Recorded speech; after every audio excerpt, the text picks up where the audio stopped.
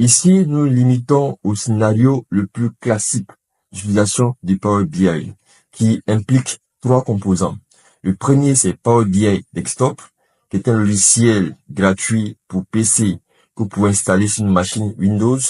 Le deuxième, c'est Power BI Service, qui est une plateforme collaborative à laquelle vous pouvez accéder depuis votre navigateur web et à partir d'un compte Power BI.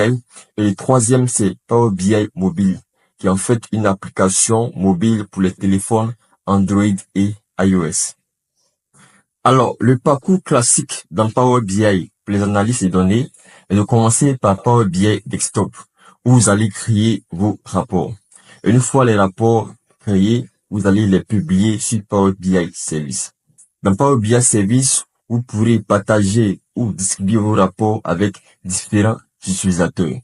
C'est ainsi qu'un utilisateur sur son téléphone mobile qui a accès à vos rapports pourra simplement le consulter à partir de l'application Power BI mobile. Voici un peu présenté les principaux composants de Power BI ainsi que le parcours classique dans Power BI pour les analyses de données. La première chose qu'on fait généralement lorsqu'on travaille avec Power BI Desktop, c'est de se connecter aux sources de données. Une fois qu'on est connecté aux données, l'étape qui suit naturellement est la préparation des données. Précisons que ces deux premières activités que sont la connexion aux sources de données ainsi que la préparation des données sont réalisées avec un composant intégré dans Power BI Desktop qu'on appelle Power Query. Une fois que nos données sont récupérées dans Power BI, on peut maintenant passer à la création du modèle de données. Et sur la fondation du modèle de données, nous allons créer notre rapport Power BI proprement dit. Lors de la création du rapport Power BI, il peut également être intéressant de créer des rôles de sécurité, ce qui est important pour contrôler le contenu qui est affiché aux différents utilisateurs en fonction du groupe de sécurité auquel ils appartiennent.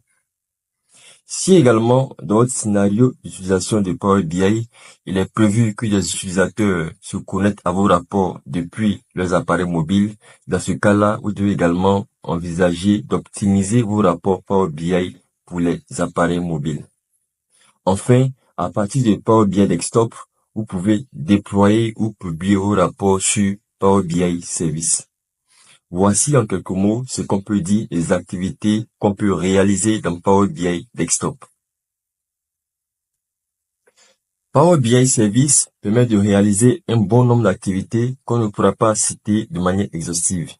Mais déjà, précisons qu'il permet de gérer les espaces de travail, qui sont en fait des espaces dans lesquels sont hébergés nos rapports lorsqu'ils sont déployés sur Power BI Service. Power BI Service permet également de créer des tableaux de bord. Plus tard dans la formation, nous verrons c'est quoi un tableau de bord dans le jargon Power BI et en quoi il est différent d'un rapport.